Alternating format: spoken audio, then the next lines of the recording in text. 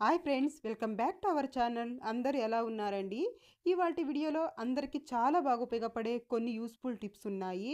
వీడియోని స్కిప్ చేయకుండా చివరి దాకా చూడండి. వీడియో కనుక నచ్చినట్లయితే ప్లీజ్ ఒక లైక్ చేయండి. మీరు చేసే ఒక చిన్న లైక్ నాకు చాలా సపోర్టింగ్ అయితే ఉంటుంది. ఫస్ట్ టిప్ చూద్దాము. ఇవి నల్ల శనగలండి. నల్ల శనగలు అయితే ఎక్కువగా పండినప్పుడు నేను ఒక 5 కేజీలు 6 కేజీలు తెచ్చి పెట్టేసుకుంటాను సంవత్సరానికి సరిపడా మా ఊర్లో పండినప్పుడు. వీటిల్ని ఎక్కువ సంవత్సరం మొత్తం ఎలా నిల్వ ఉంచుకోవాలో చూద్దాము. ఇవి తొందరగా పురుగు పట్టేస్తాయండి. మనము తెచ్చి అలాగే పెట్టేసామంటే ఒక నెల 2 నెలలకి ఎక్కువగా పురుగు అనేది పట్టేస్తుంది. అలా కాకుండా ఇలా స్టోర్ చేసి చూడండి. ముందుగా వీటిని తేగానే ఒక రోజంతా ఎండలో పెట్టేసేయాలండి. తర్వాత ఒక 2 ఎండుమిరపకాయలు, అలాగే బిర్యానీ ఆకు, ఒక 4, 5 లవంగాలు వేసేసి బాగా ఇలా మిక్స్ చేసేసేయాలి. ఇలా బాగా ఇలా మిక్స్ చేసేసి మనము టైట్‌గా ముడి వేసేసేయాలండి. ఇలా టైట్‌గా ఇలా ముడి వేసేసి గనక పెట్టేసామనుకోండి, మనకు సంవత్సరం కానీ అస్సలు పురుగు పట్టవండి. మనం ఎలా తెచ్చినవి అలాగే ఉంటాయి. ట్రై చేసి చూడండి, మీకు యూజ్ అవుతుంది అనుకుంటే. నెక్స్ట్ టిప్ చూద్దాము. నేను ఇక్కడ ఒక టమాటో తీసుకున్నాను. ఇలా సగానికి కట్ చేసేసుకుంటున్నాను. తర్వాత కొద్దిగా షుగర్ వేసేస్తున్నాను. షుగర్ వేసేసిన తర్వాత దీన్ని ఇలా కాస్త షుగర్‌లో టమాటాని ఇలా ముంచేసి మనం ఫేస్‌కైతే రబ్ చేయాలి. ఇప్పుడు ఎండాకాలం కదండీ! బయటికెళ్ళి వచ్చామంటే ఫేస్ అంతా ట్యాన్ అయిపోతూ ఉంటుంది. అలాగే నల్ల మరకలనేవి పడిపోతూ ఉంటాయి. అలాగే మొటిమలనేవి ఎక్కువగా వచ్చేస్తూ ఉంటాయి. అలా కాకుండా ఉండాలి అంటే బయటికి వెళ్ళి రాగానే ఇలా ఒక టమాటోగా కాస్త చక్కెర వేసేసి ఇలా బాగా రబ్ చేసేసి ఫేస్ వాష్ చేసుకున్నామనుకోండి, ఫేస్ అనేది నీట్‌గా ఉంటుంది. ట్రై చేసి చూడండి. నెక్స్ట్ టిప్ చూద్దాము. ఆనియన్స్ అండి. మనం ఎక్కువగా తెచ్చేస్తూ ఉంటాం కదా! 5 కేజీలు, 6 కేజీలు ఇలా తెచ్చేస్తూ ఉంటాము. రూ. 100కే 5, 6 కేజీలు ఇచ్చేస్తారు కదా! ఇప్పుడు వీటిల్ని ఎక్కువ రోజుల దాకా ఎలా నిల్వ చేసుకోవాలో చూద్దాము.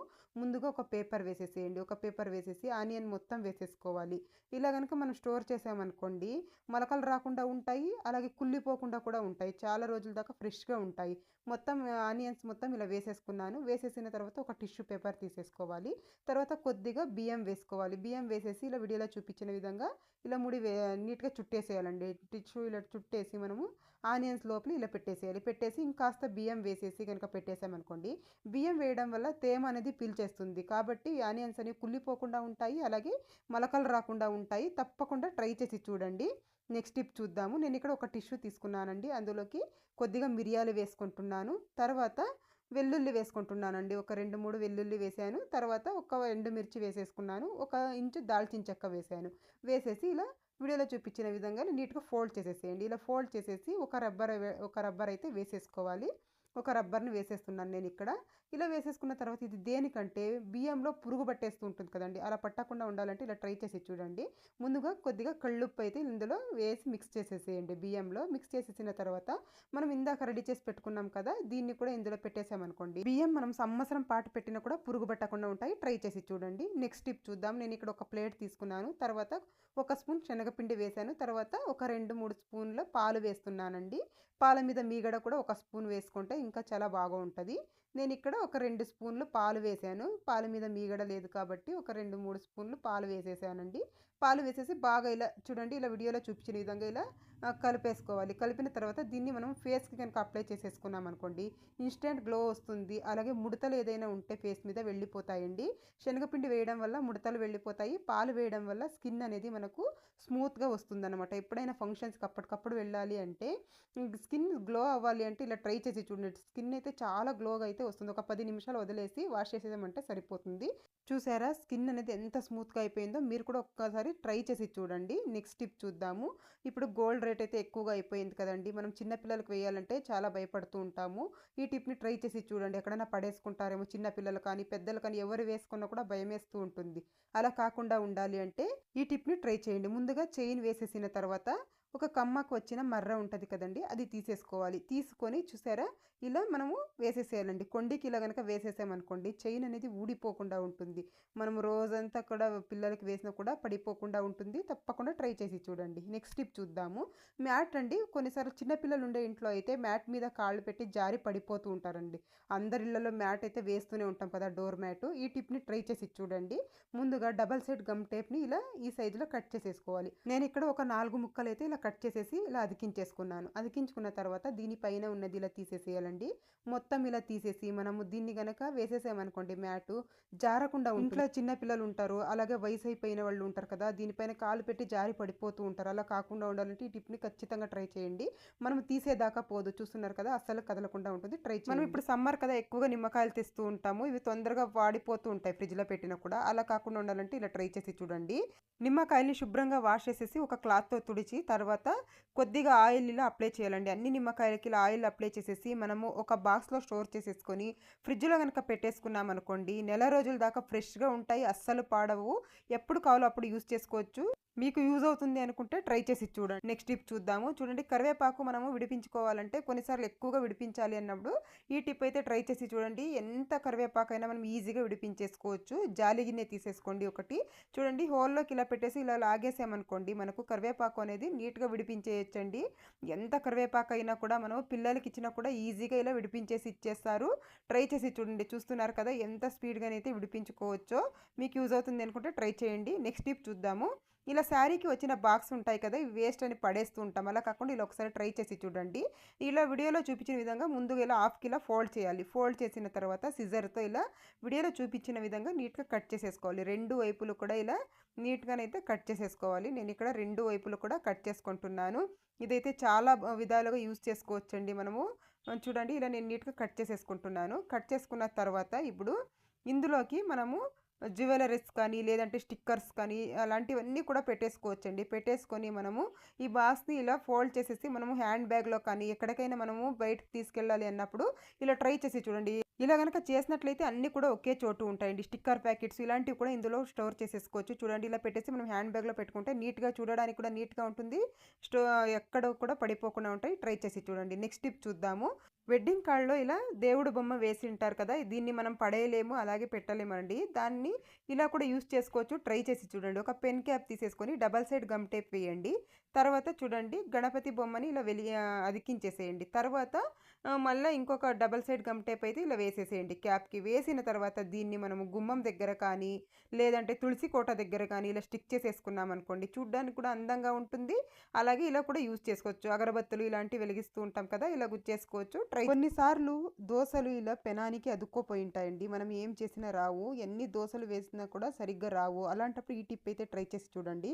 ముందుగా దోశ మొత్తం తీసేసాను. తర్వాత సాల్ట్ వేస్తున్నానండి. కొద్దిగా సాల్ట్ వేసేసి ఒక టిష్యూ పేపర్తో బాగా ఇలా స్ప్రెడ్ చేయాలి. బాగా ఇలా రుద్దినట్టు చేసి ఈ సాల్ట్ మొత్తం తీసేయాలండి.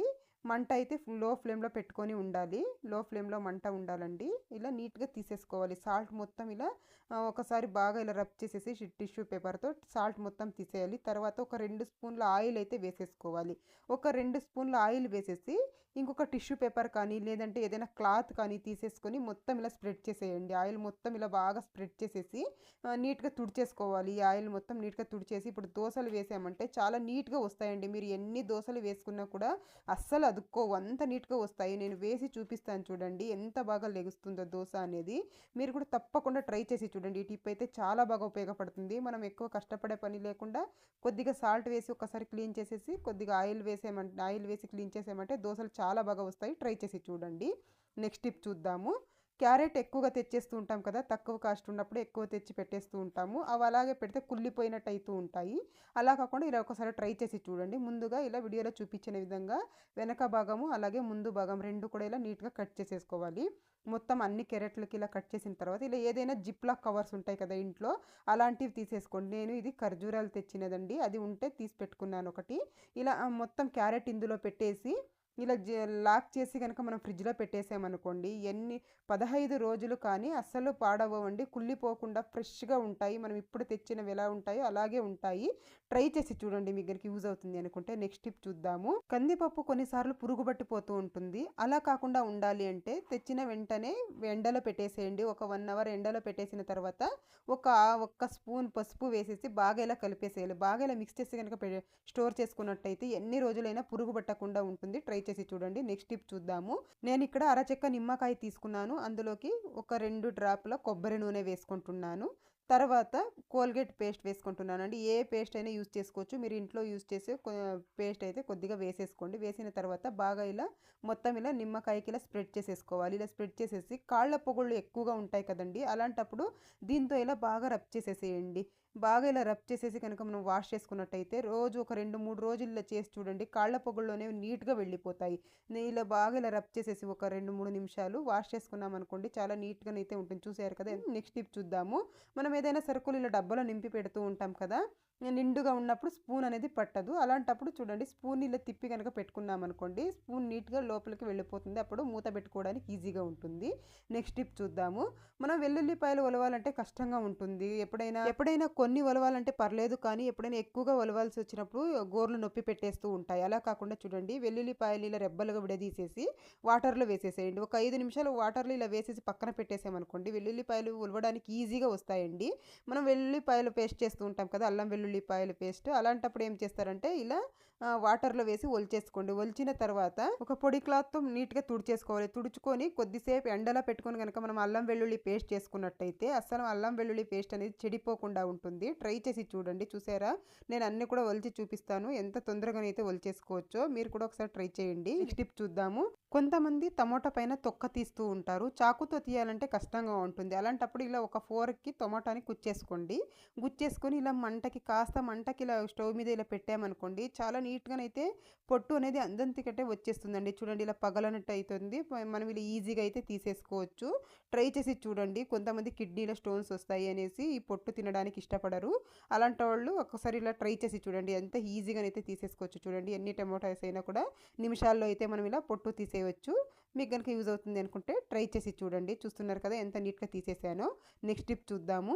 ఇలా మనము అరచక్క నిమ్మకాయ వాడేసి అరచక్క అలాగే ఫ్రిడ్జ్లో పెట్టేస్తూ ఉంటాము. అది తొందరగా పాడైపోతూ ఉంటుంది. అలా కాకుండా ఫ్రెష్గా ఉండాలి 2-3 రోజులైనా అనుకుంటే చూడండి, కొద్దిగా సాల్ట్ తీసేసుకొని ఈ నిమ్మ చెక్కకి ఇలా అప్లై చేసేయండి. ఇలా అప్లై చేసేసి కనుక ఫ్రిడ్జ్లో పెట్టుకున్నట్లయితే 2-3 రోజుల దాకా ఫ్రెష్గా ఉంటుంది. ట్రై చేయండి.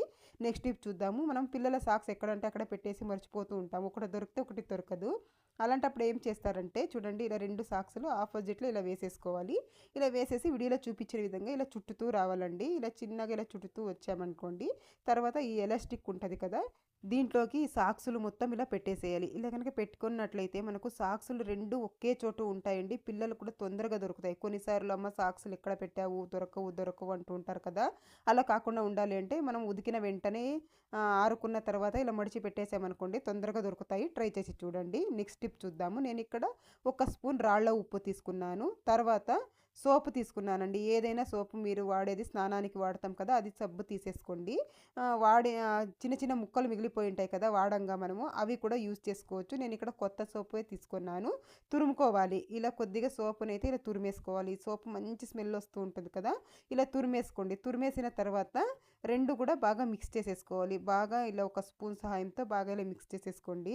ఇదైతే చాలా బాగా ఉపయోగపడుతుందండి. మనకు కబోర్డ్లో బ్యాడ్ స్మెల్ వస్తూ ఉంటుంది కదా బట్టల్లో కొన్నిసార్లు, అలాంటప్పుడు ఇది చాలా బాగా పనిచేస్తుంది. ఒక టిష్యూ పేపర్ తీసేసుకున్నాను. 2 టిష్యూ పేపర్లో ఇలా వేసేసుకొని పొట్లల్లాగా కట్టేసుకుంటున్నానండి. మనము కబోర్డ్లో కానీ బీరువాలో కానీ బట్టలు పెట్టుకొని ఉంటాం కదా, బ్యాడ్ స్మెల్ వచ్చేస్తూ ఉంటాయి. అలాగే ఘాటు స్మెల్ వస్తూ ఉంటాయి. ఒక్కొక్కసారి అయితే చిన్న చిన్న పురుగులు కూడా ఉంటాయి. అలా లేకుండా మంచి స్మెల్ ఉండాలి అంటే ఇలా ట్రై చేసి చూడండి. ఇలా పొట్లల్లాగా కట్టేసి నేను ఇక్కడ ఒక రబ్బర్ అయితే వేసేస్తున్నాను. ఇలా వేసేసి పొట్లల్లాగా చేసేసుకోవాలి. ఇలా నీట్గా ఇలా పొట్లల్లాగా చేసేసుకొని మనము కబోర్డ్స్లో కానీ లేదంటే బాత్రూంలో కానీ పెట్టేసామనుకోండి, బ్యాడ్ స్మెల్ అనేది రాకుండా ఉంటుంది.